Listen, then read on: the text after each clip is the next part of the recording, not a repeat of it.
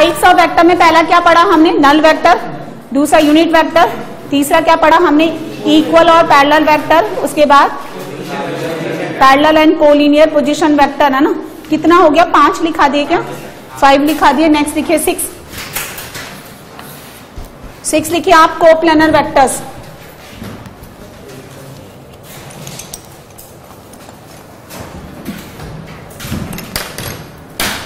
Six लिखिए coplanar vectors.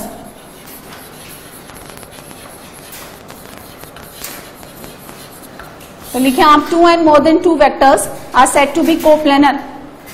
2 and more than 2 vectors are said to be coplanar when that lies in the same plane. Lies in the same plane. In the same plane. 2 and more than 2 vectors are said to be coplanar if they lies in the same plane. Next one is the reciprocal vector.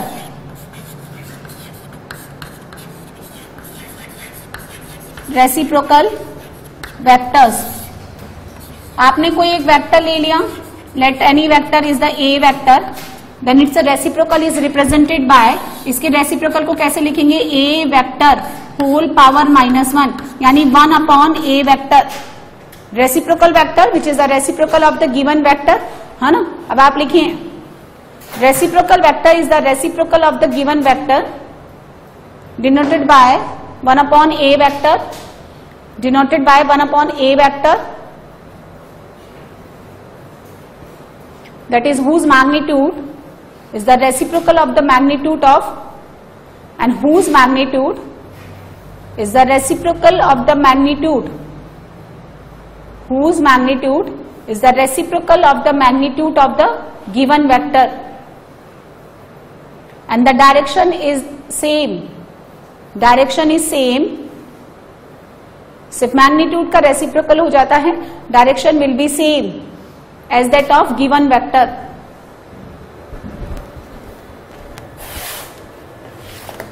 Next लिखें multiplication of A vector by scalar, multiplication of vector by scalar. तो suppose एक scalar quantity k मैंने मान ली, k is a constant number, कोई constant number है, तो देखो इसके कुछ फॉर्मूले होते हैं, k into a vector plus b vector can be written as k a vector plus minus k b vector.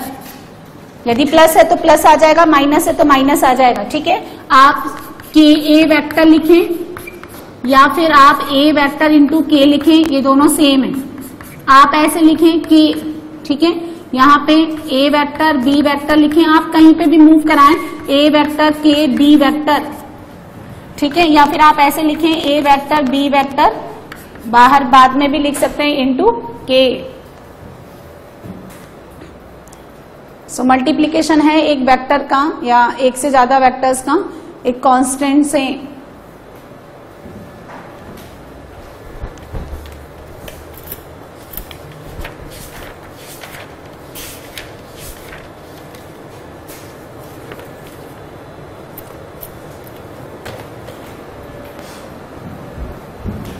अब देखो थोड़ी बहुत ज्योमेट्री पढ़ते हैं हम लोग।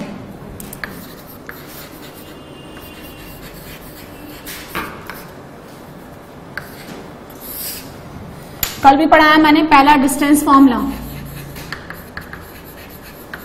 वेक्टर में और 3D में दोनों में एक साथ है ना, क्योंकि दोनों एक ही है। देखें ये this is the A having the position vector A vector, ये एक पॉइंट है जिसका position vector with respect to origin मैंने कितना लेट कर लिया, ए वेक्टर, है ना। Point is always denoted by the capital letter and its position vector is represented by the small letter. Like ऐसे नहीं करना है कैपिटल ए और फिर उसके ऊपर आप एरो लगा दें। Now the B is an another point having the position vector B vector, तो आपको क्या करना है, ए बी वेक्टर निकालना है। ए बी वेक्टर कैसे निकालते हैं, this is the position vector of b minus position vector of a, b minus a, तो b vector minus a vector, तो ये कितना हो जाएगा, ए बी वेक्टर का mod. This is the distance between the A vector and b vector which is equal to mod of b minus ए।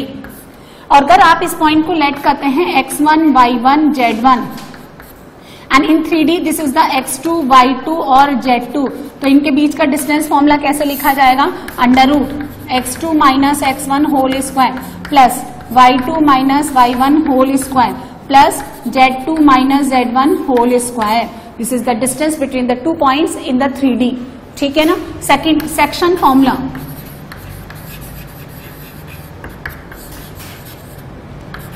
दो तरह के सेक्शन फॉर्मूले पढ़ते हैं आप तो. एक तो होता है इंटरनल डिवीजन, है ना, सारा कुछ वही है जो हम स्ट्रेट लाइन में पढ़ते हैं, कुछ नया नहीं है, बस उसमें z कंपोनेंट दे दो. तो देखो ये हो गया a having the position vector a vector, b is another point having the position vector b vector and c is a point, उसका पोजीशन वेक्टर मैंने c वेक्टर मान लिया. Divide this line a b in m raise to n internally. C is a vector dividing the AB line segment m raised to n internally. तो कैसे लिखते हैं हम लोग? C वेक्टर, इसका position vector, this into this MB vector plus NA vector, यही होता है ना सेक्शन फॉर्मूला. डिवाइडेड बाय क्या होता है? M plus n. M और n क्या है? कांस्टेंट है. And if the C is the midpoint of AB, C is midpoint of AB. ठीक है, तो C वेक्टर कितना हो जाएगा? M और N का वैल्यू 1 हो गया, तो it becomes A vector plus B vector divided by 2. Clear है? अब सुनिए, इसको फर्दर हम क्या लिख सकते हैं? M upon M plus N into B vector plus N upon M plus N into A vector. अच्छा, M constant, N constant, sum of the two constants is also constant, तो इसको तो हम मान लेते हैं पूरा लेमडा, नया कांस्टेंट, और इसको हम मान लेते हैं म्यू, है ना. अच्छा, क्या है? These 3 points A, B and C lies on the same line. एक ही लाइन पे तीनों पॉइंट लाई करते हैं.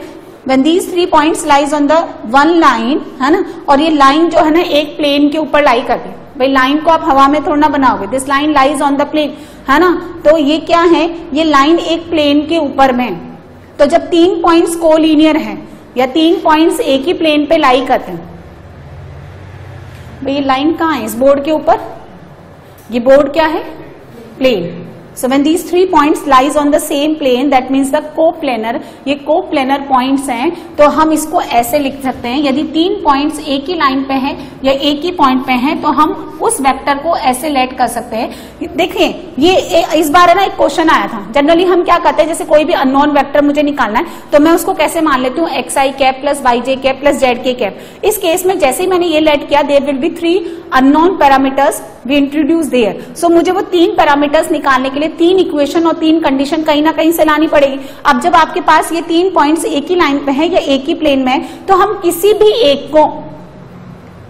भी एक के पोजीशन वेक्टर को रिमेनिंग 2 पॉइंट्स के पोजीशन वेक्टर्स में ऐसे लेट कर सकते हैं. C vector is equal to lambda times of A vector plus mu times of B vector. And remember this, इसको याद रखेगा आप. बजाय आप इसको ऐसे माने कि C vector is equal to xi cap plus yj cap plus zk cap. In some cases it becomes lengthy. जहां जरूरत है वहां मान लेंगे, लेकिन कुछ कुछ केसेस में ये बहुत लेंदी हो जाता है. तो when the 3 points lies on the same line और lies in one plane, then any position vector of any one of the point can be assumed in terms of position vectors of the 2 other points, है ना. उसको एक constant ले लो, 2 constant ले लो, lambda A vector plus mu vector, ठीक है, mu B vector. अब एक दूसरा क्या आता है? External division. एक्सटर्नल डिवीजन में क्या होता है? ये बाहर की ओर चला जाता है. यहाँ पे आपने एक पॉइंट ले लिया A, उसका पोजीशन वेक्टर ये ले लिया, B हो गया, यहाँ पे B वेक्टर हो गया, एंड C ले लिया, C वेक्टर हो गया. अब ये उसको इसी के रेशो में डिवाइड करता है. ये हो गया M और यहाँ कितना हो गया? N. तो C वेक्टर कैसे लिखेंगे? MB वेक्टर माइनस का NA वेक्टर डिवाइडेड बाय कितना? M minus N.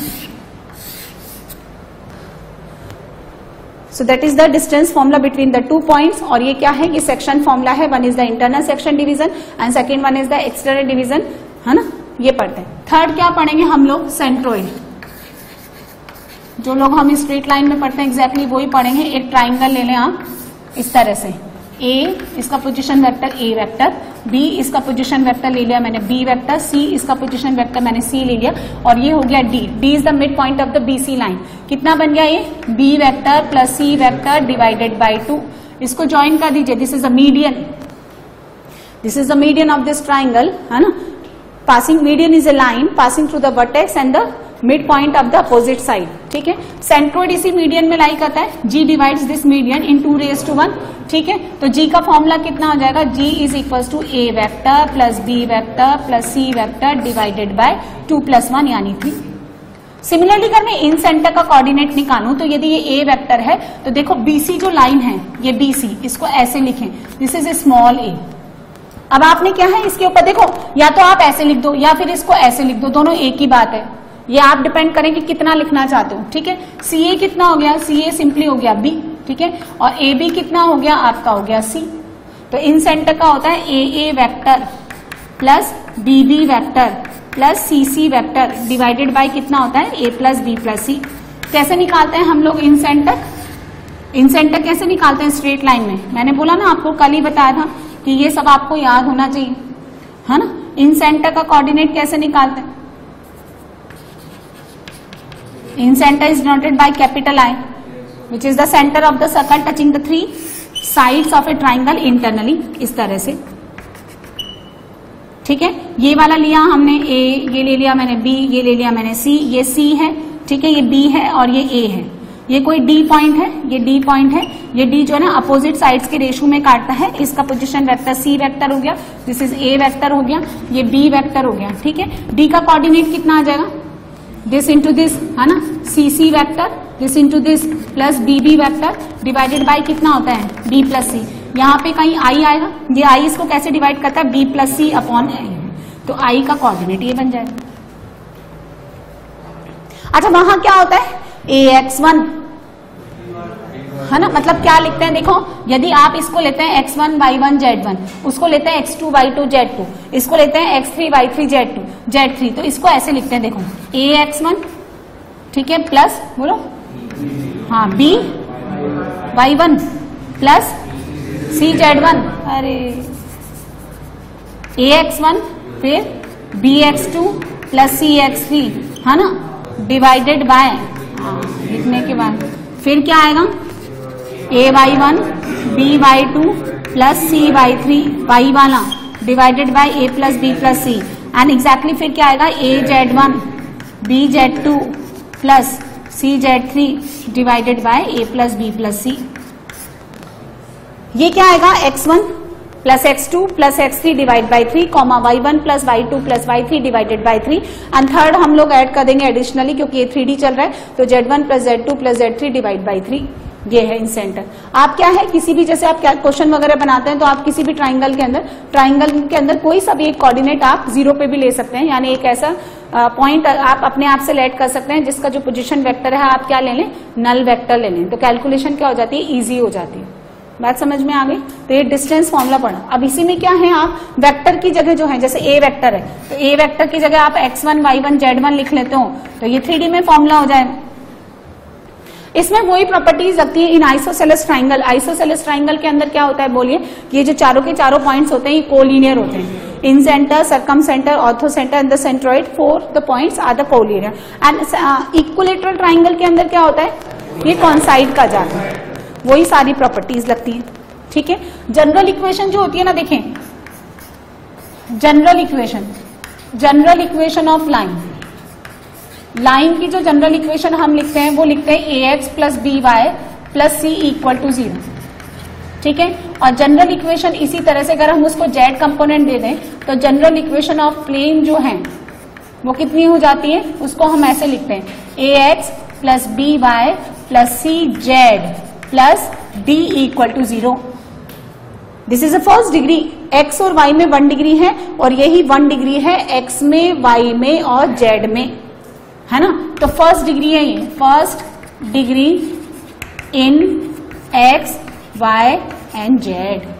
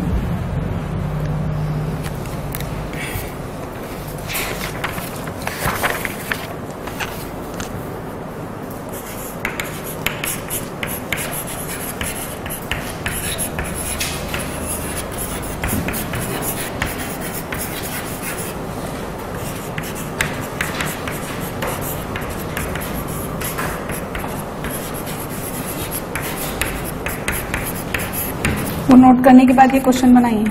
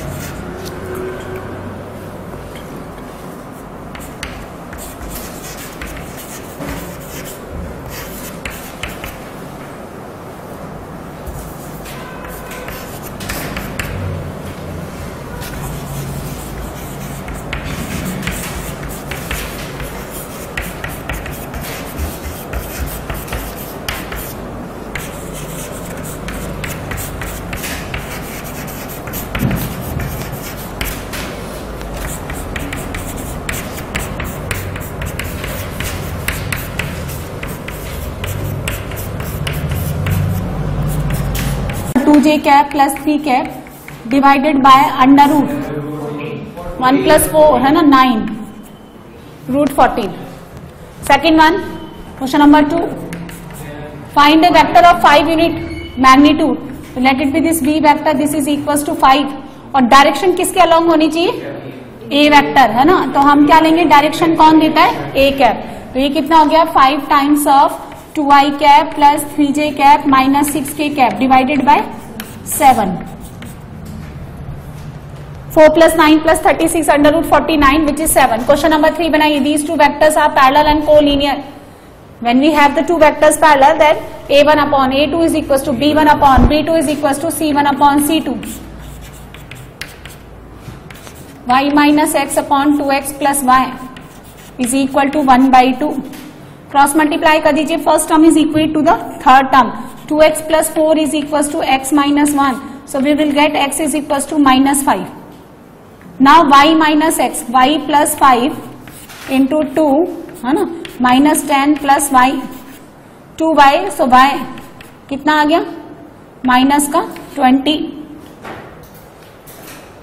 y minus 20। तो a वेक्टर कितना हो गया x प्लस 2 यानी माइनस का 3i cap minus x minus y यानी minus 15j cap plus k cap. b vector निकालिए, x माइनस 1 माइनस का 6i cap 2x plus y, 2x plus y कितना हो गया माइनस का 30j कैप और प्लस का 2k कैप। अब सुनो, मैं ऐसे लिख सकती हूं क्या, b vector is equal to 2 times of a vector. b vector is just directly equal to 2 times of a vector. So this can be written as, ये हो गया B vector is equal to lambda times of A vector. This is the condition for the two vectors to be collinear और parallel. And lambda की value कितना है 2. And lambda कैसा है यहाँ पे ग्रेटर देन 0, इसलिए हम कैसे बोलेंगे लाइक वेक्टर्स हैं. यानी ऐसे जा रहा है तो दूसरा भी ऐसे ही जाएगा डबल मैग्नीट्यूड लेते हुए. और अगर अपोजिट डायरेक्शन है तो एंटी लाइक या फिर अनलाइक. Question number 4.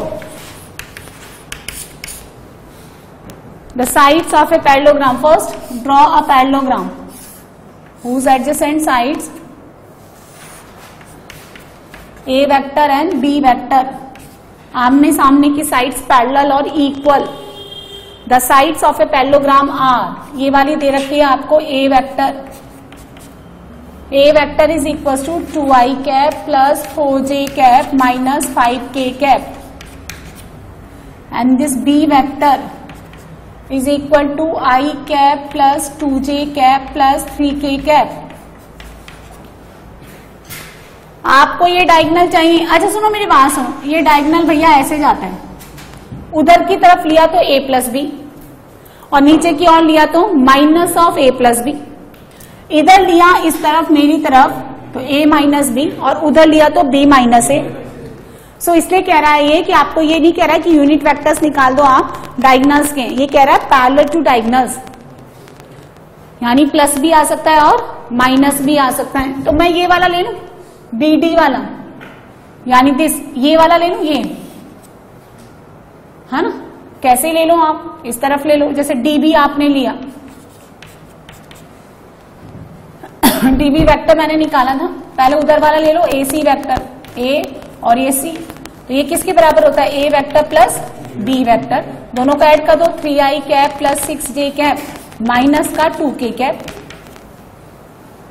है ना. And parallel to this diagonal निकालना है तो प्लस माइनस कितना आ जाएगा, 3i cap plus 6j cap minus का 2k cap divided bye 9 plus 36 plus 4.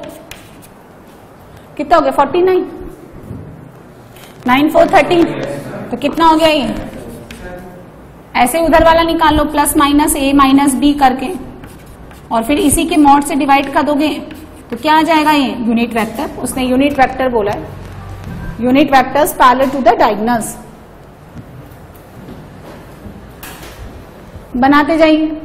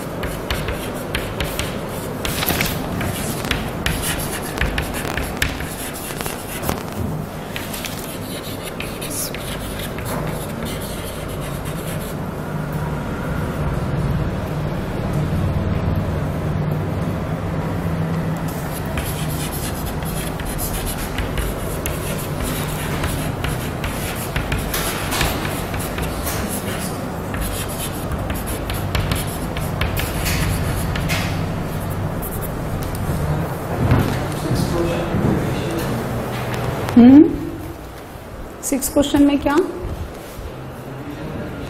Internal prove that the resultant of, आप डायरेक्टली भी बना सकते हो, मत बनाओ पेंटागन, जैसे ऐसे बनाते हो आप तो ये इस तरह से ये पेंटागन बन जाता है, ए बी सी डी और ई हैविंग द 5 साइड्स। और ये कह रहा है कि the prove that the resultant of the forces, तो रिजल्टेंट कैसे निकालेंगे, what is the mean of the resultant, addition बोल रहा है वो, है ना। तो रिजल्टेंट फोर्सेस का मतलब क्या होता है, वेक्टर क्वांटिटी है, इसलिए इसने फोर्सेस वर्ड यूज कर लिया। तो कितना आएगा, A B vector plus A E vector, add कर दो सबको, A B vector plus A E vector plus B C vector plus E D vector plus E D के बाद डी सी वेक्टर। अब सुनो, इसको ऐसे लिखें, a B vector plus B C vector एक साथ,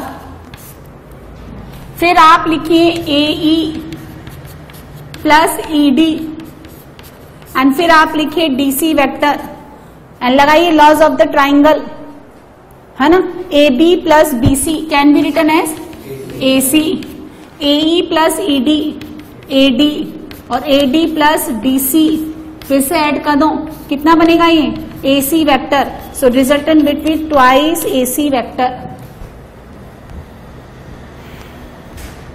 6 बन रहा है नहीं बन रहा है? एक आपको दे रखा है, देखो कितना ये दे रखा है 2a, जैसे कि आप स्ट्रेट लाइन में करते हैं ना वैसे ही बनाओ। And the B point whose position vector is 3a vector minus 2b vector. Suppose एक p पॉइंट है, एक p पॉइंट है जो इनको 2 रेस, यहां मान लो p, इसको 2�3 इंटरनली रेशो में डिवाइड करता है। लगाइए आप, कैसे लगाएंगे, this into this, 6a minus 4b plus this into this 6a minus 9b divided by 2 plus 3। So position vector of the p point है 6a 6a 12a माइनस का 13b डिवाइडेड बाय 5। ऐसे ही आप एक्सटर्नल लगा लो, वे लगा लोगे external, external लगाओ, एक q point निकालना है, ये रहा p, यहां ले लो आप q और यहां पे तो a ले लिया मैंने, ये मैंने b ले लिया और इसको q मान लो। a पॉइंट को 2 रेशो में, उसको रेशो में डिवाइड करता है 3, ठीक है। ये हो गया आपका 2a माइनस 3b, बनाओ, जिसको स्ट्रेट लाइन नहीं आती उससे नहीं बनेगा। ये आ गया आपका 3a vector minus 2b vector and इसका पोजीशन वेक्टर r वेक्टर ले लो। So r vector is equals to 3 times of 2a minus 3b minus 2 times of 3a minus 2b divided by 3 minus 2. Simplify, denominator become 1.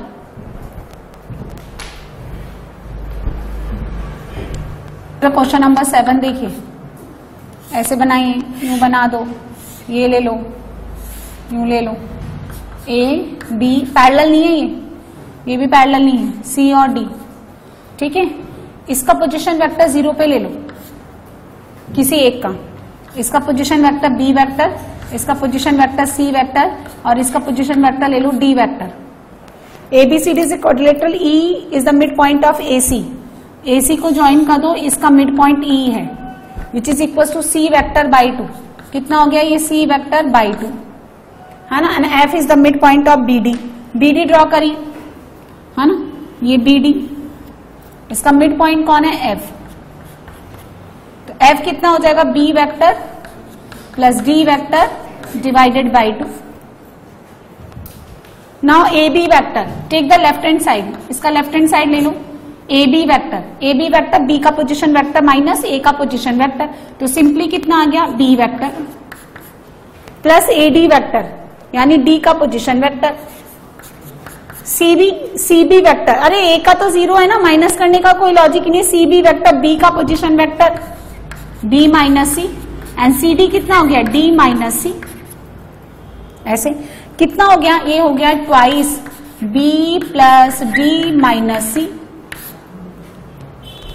ये हो गया ना। अच्छा EF vector कितना है, this EF vector, EF F का position vector B vector plus D vector minus E का position vector divided by 2। So this B vector plus d vector minus c यहां लिखा हुआ है, कितना हो गया, एक ट्वाइस तो ये बाहर था and this will be twice of E F, तो ये 4 times of E F which is your right hand side. Parallelogram A B C D, किसी एक जगह ही आपको ऑरिजन मानना है भाई, 2-4 जगह नहीं, क्योंकि एक प्लेन में ऑरिजन एक फिक्स जगह ही आएगा। इसका पोजीशन वेक्टर यहां देखो 0 मान लो, इसका पोजीशन वेक्टर बी वेक्टर मान लो और इसका पोजीशन वेक्टर डी वेक्टर मान लो, तो सी का पोजीशन वेक्टर कितना ले लूं? इधर देखो सत्य की आप, इसका पोजीशन वेक्टर 0 पे ले लिया, इसका पोजीशन वेक्टर बी वेक्टर, इसका पोजीशन वेक्टर डी वेक्टर, सी का पोजीशन वेक्टर कितना, ई ले लूं, सी ले लूं, एफ ले लूं, क्या ले लूं, सी मान लूं,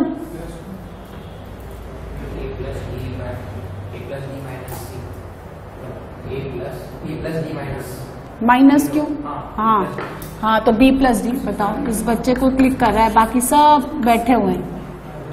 पैरेललोग्राम है ये, अरे यस क्या, अब तो सभी को दिखेगा, है ये डायगोनल है ये, और ये रिजल्टेंट क्या जाता है, इन दोनों के सम के। क्वाड्रिलेटरल में थोड़ा ये रूल लगेगा, पर पैरेललोग्राम में तो लगेगा ना, तो दिस प्लस दिस, आप समझे। अब आपको क्या करना है, ये कह रहा है L is the mid point of DC, इसका mid point L, this plus this divide by 2, B vector plus D vector by 2, M is the mid point of DC या CD, ये इसका मिड पॉइंट, ये कितना हो गया, B vector by 2 plus D vector. अब आपको इसको ज्वाइन कर देना है, देखिए दिस इज AM, ये हो गया AL, ठीक है। आपको निकालना क्या है, left hand side AL vector plus AM vector. AL vector L का पोजीशन वेक्टर माइनस A का position vector, there is no mean of the position vector of 0, क्योंकि माइनस करने पर कोई चेंज नहीं आएगा, तो ये बनेगा B vector plus D vector by 2 plus B vector by 2 plus D vector, so it becomes 3/2 B vector plus D vector, and B vector plus D vector is the, ये कौन है, AC vector, so this is equal to 3/2 of AC vector. इतने छोटे छोटे question नहीं आपको समझ में आ रहे हैं तो आगे कुछ भी नहीं बनेगा। पैरेललोग्राम में डायगोनल जो होता है ना, उसके 2 एडजेसेंट साइड्स के रिजल्टेंट के इक्वल होता है, तो इसका पोजीशन वेक्टर कितना आ जाएगा, दिस प्लस दिस, क्योंकि इसका मैंने 0 लिया है। नेक्स्ट क्वेश्चन नंबर 9, ये 3D में दे रखा है मैंने, find the ratio in which the line segment joining the 2 points A 1 2 3 and the coordinate of B is the -3 -4 -5। एक पॉइंट ले लिया मैंने P, वो इसको कितने रेशो में डिवाइड करता है, λ/1। यदि मुझे रेशो निकालना है कोऑर्डिनेट ज्योमेट्री में तो हम λ/1 मानते हैं ना, लगाइए इसमें λ/1, कितना बनेगा ये, this into this 1 - 3 lambda divided by lambda plus 1, फिर 2 - 4 लैम्डा क्रॉस में मल्टीप्लाई करिए, फिर कितना बनेगा 3 - 5 lambda divided by lambda plus 1, and this P point lies in XY plane, and in the XY plane the Z coordinate, तो Z coordinate ये रहा, इसको जब आप 0 कर देंगे तो लैम्डा कितना आ गया, 3/5। सो लैम्डा का वैल्यू 3/5 डाल करके आप P कोऑर्डिनेट निकाल लें। उसने नेक्स्ट क्वेश्चन क्या पूछा है कि find the coordinate of the point P, बल्कि 1-2 लेक्चर से तो ज्यादा ही, 4-5 लेक्चर तक ऐसे ही चलेगा। तो बस आप अपनी पकड़ को मजबूत बनाएं।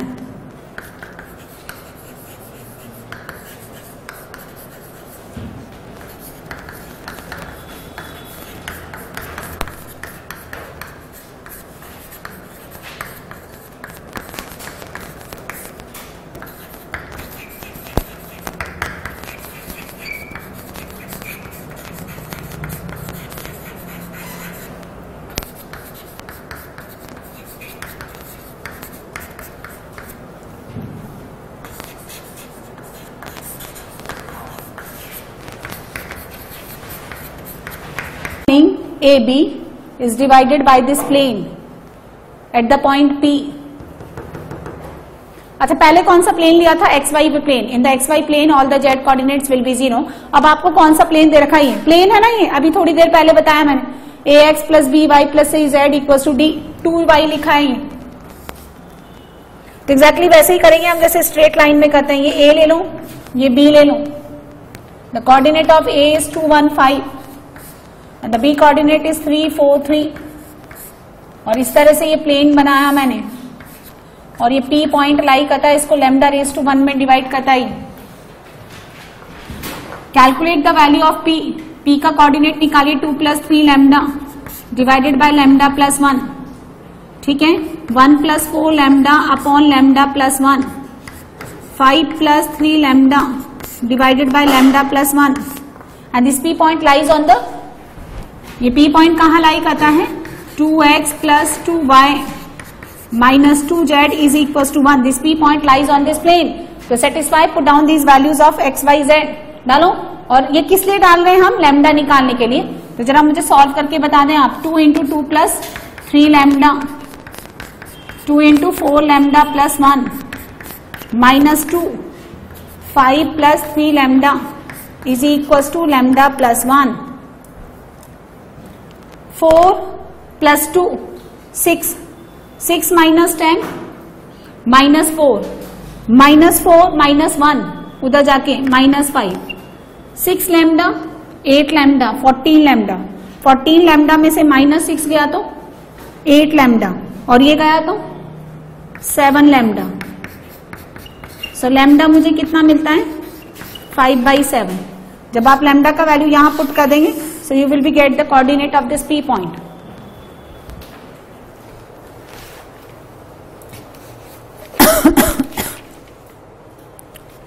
इफ लैम्डा पॉजिटिव आता है, if lambda is greater than 0, if lambda greater than 0 तो कैसा डिवीजन होता है, इंटरनल डिवीजन। और लैम्डा का लेस देन 0 होता है तो कैसा डिवीजन मानते हैं हम, एक्सटर्नल।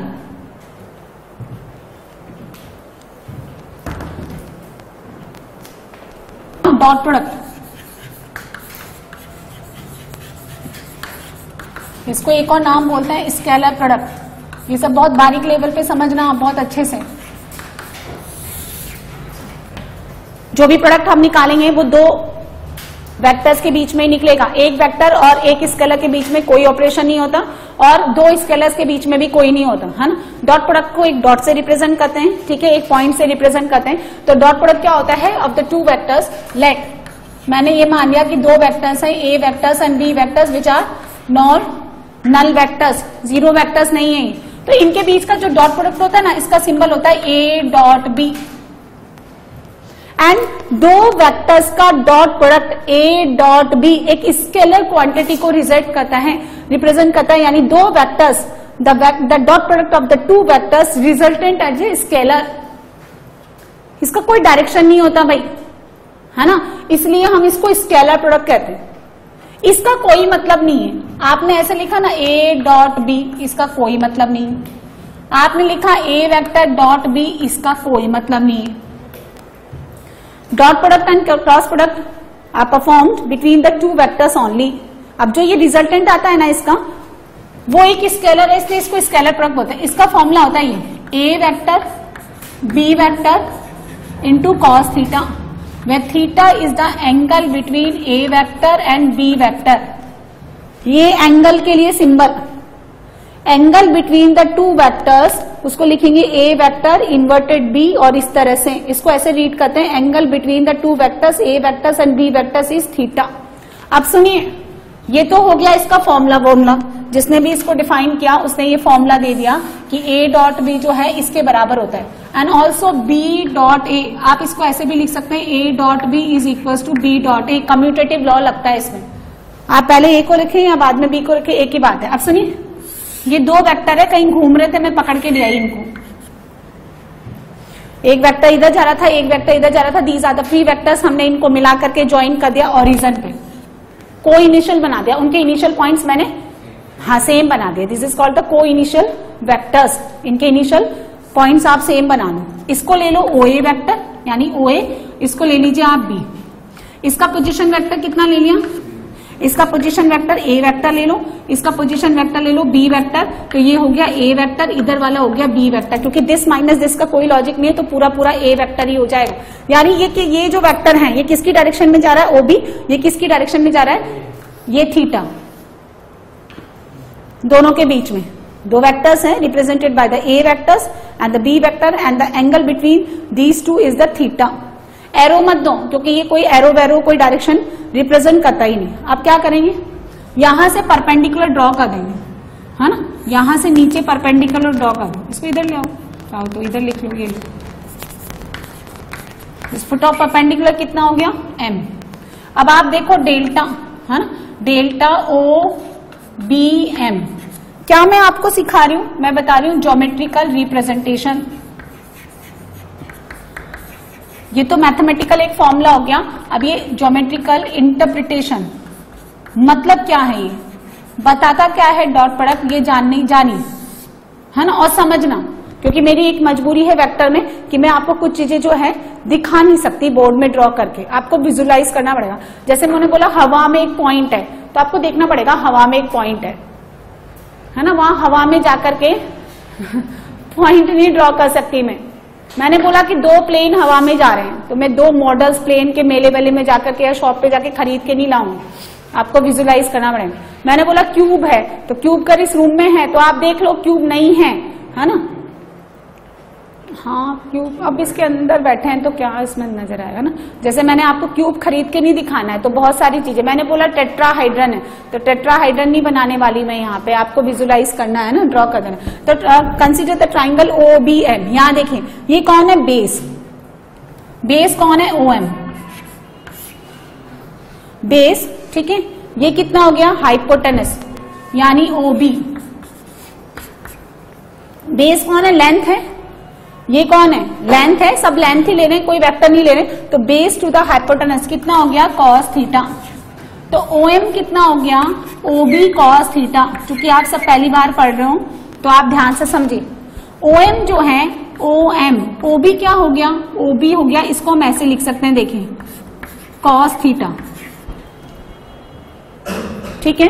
तो A डॉट B है ना, ये क्या हो गया, इसको इस तरह से।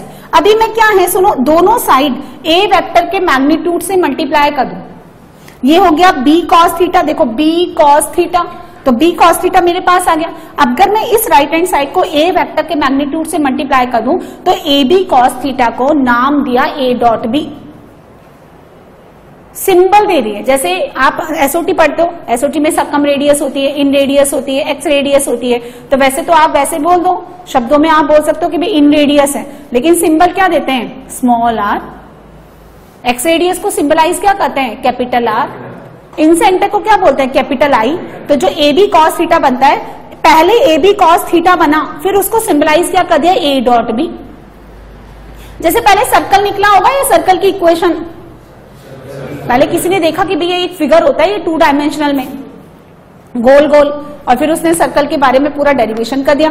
एक सीधी सीधी स्ट्रेट लाइन होती है, उसमें सारा चैप्टर बना दिया। तो जब मैं इस राइट हैंड साइड को ए के मैग्नीट्यूड से मल्टीप्लाई कर दूं, तो ये बन गया ए बी कॉस थीटा, और उसको सिंबलाइज क्या कर दिया इन्होंने, ये इस तरह से ए डॉट बी। बात समझ में आ गई, ठीक है। तो ये कितना हो गया, यहाँ पे ये जो है उसको ऐसे लिखिए, A dot B is equal to, और ये जो B cos थीटा है इसको मैंने लिख दिया OM। OM इज equal to A dot B, A dot B को B डॉट A लिख दूं क्या, एक ही तो बात है, डिवाइडेड बाय A का मैग्नीट्यूड, ठीक है। अच्छा मैं इसको ऐसे लिखूं, B डॉट, ये तो कांस्टेंट है, हाँ, A vector upon mod of A vector, so OM becomes B dot A cap. ये है जो मुझे जानना है, अभी देखो क्या है, मैं एकदम वर्टिकल खड़ी हूं with respect to this floor. कितना एंगल है मेरे बीच में, 90 डिग्री, है ना। सनलाइट पड़ रही है मेरे ऊपर, यहाँ पे कोई सनलाइट नहीं, सनलाइट पड़ रही है, तो मेरा जो बॉडी का रिफ्लेक्शन है वो कहां बनेगा, फ्लोर पे या हवा में, पक्का किसी सॉलिड पार्टिकल पे ही बनेगा। हाँ, मतलब क्या है, रिफ्लेक्शन बनने के लिए आपको एक सॉलिड पार्टिकल प्रोवाइड करना पड़ेगा। यदि आपने कभी हवा में रिफ्लेक्शन देखा तो भैया समझ जाना गड़बड़ है, है ना। आप जब चलते हैं तो आपका रिफ्लेक्शन यूं चलता है, आपके आगे आगे ऐसे चलता है या यूं चलता है? नीचे चलता है ना, क्योंकि हवा एक सॉलिड पार्टिकल नहीं है, उसको सॉलिड पार्टिकल चाहिए। तो यदि ये जो है ओबी वेक्टर मैं हूं, मैं झुक गई थोड़ा सा, है ना, और ये फ्लोर है, तो इस ओबी वेक्टर का यदि इधर से सनलाइट आ रही है तो रिफ्लेक्शन कहां जाएगा? नीचे। मतलब क्या डायग्राम है, ऊपर नीचे बात मत करो, अलोंग दिस ओएम या ओए बोलो। वो ट्रैफिक पुलिस लेफ्ट राइट बोलता है या इधर चल जाओ और इधर चल जाओ, उधर चल जाओ, इधर चल जाओ, ऐसे बोलता है। कोई टेक्निकल वर्ड्स होता है ना, तो आप वैसे यूज करो। यदि ये मैं हूं तो स्लाइटली बेंडिंग हूं मैं, मेरे पे सनलाइट आ रही है, कोई सी भी लाइट आ रही है, ट्यूबलाइट की रोशनी आ रही है, कुछ भी आ रही है, लाइट पड़ रही है मेरे ऊपर, तो मेरा रिफ्लेक्शन कहां जाएगा? इस ओए के अलोंग जाएगा। इस पॉइंट से मैंने यहां पे फुट ऑफ परपेंडिकुलर डाला, तो ये जो ओएम है, ये ओएम क्या है? इस बी वेक्टर का अलोंग दिस ओए रिफ्लेक्शन है। एंड ऑब्वियसली मैंने कल भी बताया था कि रिफ्लेक्शन को क्या बोलते हैं? बहुत बढ़िया, आपको याद रहा, प्रोजेक्शन बोलते हैं। Reflection is a shadow, projection और ए स्केलर क्वांटिटी। इसलिए दो वेक्टर्स का डॉट प्रोडक्ट एक रिफ्लेक्शन को रिप्रेजेंट करता है, और रिफ्लेक्शन का कोई भी डायरेक्शन नहीं होता, और that's why it is called the scalar product. तो क्या ज्योमेट्रिकल मीनिंग निकला कि यदि आपको किसी भी एक वेक्टर का दूसरे के अलोंग प्रोजेक्शन लेना है, यदि आपको किसी भी एक वेक्टर का बी वेक्टर का, है ना, द प्रोजेक्शन यानी स्केलर या फिर रिफ्लेक्शन ले लो या शेडो ले लो, the projection of b vector along a vector is equal to, यानी इस बी वेक्टर को मुझे इसके अलोंग लेके जाना है। जैसे किसी की मैंने फोटो क्लिक कर ली, तो जब आप उसको पॉजिटिव बनाते हैं कार्बन उसके पेपर के थ्रू, है ना, तो बेसिकली वो की वही फोटो उस पे चली जाती है। तो एक तरह से देखा जाए तो आपने उसकी शेडो ले ली ना, वो आदमी थोड़े ना उस पेपर के अंदर घुसा पड़ा है ना। आप जैसे प्रोजेक्टर है, जैसे आप प्रोजेक्टर पे देखो, प्रोजेक्टर पे मुझे कोई है ना किसी का वीडियो दिखाना है या किसी का मूवी दिखानी है, तो मैं क्या करूंगी, वहां से शेडो डाल रही होती हूँ इस पे। अब वो चाहे स्क्रीन हो या बोर्ड हो या कोई और व्हाइट कलर का कुछ भी हो, स्क्रीन हो, उस पे आता है नहीं आता है। तो बेसिकली वो जो एक्टर एक्ट्रेस या जो लोग प्ले कर रहे हैं उसके अंदर, वो थोड़े ना वहां पे एग्जैक्टली उठ के आ गए, वो तो शेडो है उसका। तो अगर मुझे इस बी वेक्टर का इस ए वेक्टर के अलोंग प्रोजेक्शन लेके जाना है, तो हम क्या करेंगे, इस बी वेक्टर का, अच्छा क्या करना है, प्रोजेक्शन है इसके अलोंग, तो इसकी डायरेक्शन यूज करनी है बस। तो जब डायरेक्शन यूज करनी होती है तो किसका यूज करते हैं हम लोग? यूनिट वेक्टर, क्योंकि यूनिट वेक्टर क्या करता है, सिर्फ डायरेक्शन प्रोवाइड करता है, मैग्नीट्यूड को चेंज नहीं करता। आप समझे मेरी बात? तो जब भी मुझे बी वेक्टर का ए वेक्टर के अलोंग प्रोजेक्शन लेना है, तो मुझे बी वेक्टर का जिसके अलोंग प्रोजेक्शन लेना है उसी के यूनिट वेक्टर के साथ क्या ले लूं, डॉट प्रोडक्ट। ये रहा, ये रिप्रेजेंट करता है। सो डॉट प्रोडक्ट और the scalar product of the two vectors, है ना, रिप्रेजेंट द शेडो या projection of any one of the vector with respect to other vector. ये ज्योमेट्रिकल इंटरप्रिटेशन है। अब सुनिए कुछ चीजें देखिए आप,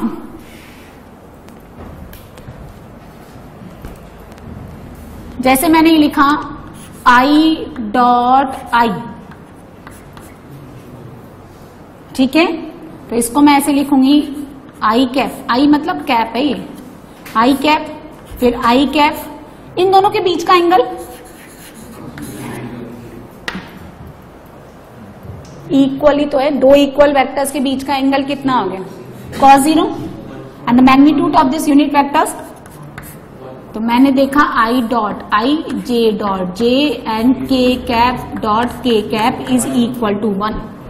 now i dot j cap, yes cos 90 mutually perpendicular है, तो 0, आई का जे के साथ, जे का के साथ और के का आई के साथ। अब देखो मैं इसको और क्लियरली समझाती हूं। मैंने एक वेक्टर ले लिया v vector which is equal to x i cap plus y j cap plus z k cap. इस वेक्टर का एक्स एक्सिस के अलोंग प्रोजेक्शन होता है this small x, the projection of this vector along the y axis is small y and projection of this v vector along the z axis is z. अरे x क्या है? x है projection of v vector along x axis. तो कायदे से इस projection का formula मुझे ये कहता है कि अगर आप v वेक्टर का प्रोजेक्शन x एक्सिस के अलोंग जाते हो, जिसके अलोंग जाना है उसी की डायरेक्शन लेनी है, तो उसी का यूनिट वेक्टर के साथ डॉट प्रोडक्ट करना है. किसका? जिसका प्रोजेक्शन लेना है, जिसके अलोंग लेना है उसका यूनिट वेक्टर. किसके अलोंग लेना है? x एक्सिस का यूनिट वेक्टर i कैप. तो v vector dot i cap, i का i के साथ डॉट, अरे x तो कांस्टेंट है ना. अरे यहां देखो ऐसे लिखा x i cap plus y j cap plus z k cap और बाहर डॉट ले लिया i cap. This dot this, x तो कांस्टेंट है तो i का i के साथ x, y j का i के साथ 0. तो कितना आ गया? v वेक्टर का x एक्सिस के अलोंग प्रोजेक्शन x है. मैं तो आपको कल से चिल्ला रही हूं. सिमिलरली y क्या है? बोलो बोलो. v vector dot j cap and the z ये है. सो मैंने ना आपको दो चीज बताई थी. ये x तो कहलाता है projection and this whole term, yes, component. Projection is a scalar quantity and when this is simply multiplied. देखो मेरी बात सुनो, दो वेक्टर्स के बीच में डॉट आएगा, दो वेक्टर्स के बीच में क्रॉस आएगा. एक वेक्टर है, एक ही स्केलर है, तो ना तो डॉट आएगा ना क्रॉस आएगा. सिंपली मल्टीप्लीकेशन जो एल्जेब्रा में करते हैं. तो ये x कैसा है और i कैप क्या है? तो दोनों के बीच में मैंने डॉट क्रॉस लगाया है क्या? नहीं लगा, लगेगा ही नहीं, सिंपली मल्टीप्लाई कर रखा है. तो जब आप प्रोजेक्शन को उसी के यूनिट वेक्टर के साथ मल्टीप्लाई कर देते हो तो कंपोनेंट बन जाता है. तो component of v vector along x axis. तो प्रोजेक्शन तो क्या था? v vector dot i cap, और अगर उसी x एक्सिस के यूनिट वेक्टर के साथ मैंने सिंपल मल्टीप्लाई कर दिया तो ये कंपोनेंट बन गया. आप समझे? तो ये एक्स आई कैप क्या है? एक्स एक्सिस के along component, Y j cap Y axis. इस कंपोनेंट का मतलब होता है घटक. वो ज्यादा क्लियरली समझ में आता है. ये इंग्लिश वाली चीजें कम समझ में आती है क्योंकि बेसिकली ओवरऑल अगर हम पुरानी अपनी हिस्ट्री उठाएं तो इन अंग्रेजों ने क्या किया, सारा कुछ यहीं से निकाल करके ट्रांसलेट किया हुआ है ना. सब कुछ यहीं से निकाल के ट्रांसलेट कर दिया. अपनी जो इंग्लिश है, जापानीज है, रशियन है, जो भी है उसमें छाप दिया. अभी हम इंग्लिश नॉवल पढ़ते हैं तो कहते हैं कि हम इंग्लिश में नॉवल पढ़ रहे हैं, जैसे है ना, पढ़ रहे हैं, कुछ भी नहीं है, कद्दू, समझ में कुछ भी नहीं आ रहा है, लेकिन बोलेंगे है ना, तो ऐसे. तो